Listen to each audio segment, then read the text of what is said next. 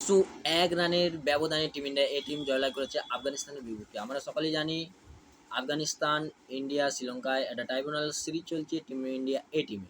ওই দিনে team India এ team গতকাল ৩১৯ রানের টার্গেট দেয় প্রথম ব্যাট করতে এসে।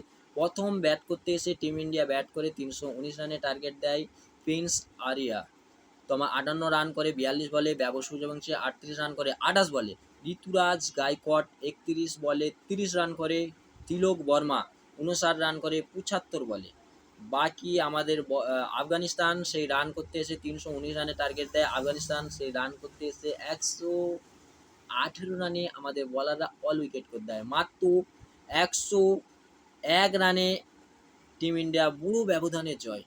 বল করতে আসছিল রবি সিং ঠাকুর ৭ ওভার বল করে ৪৮ রান, ২টো উইকেট নিয়েছে।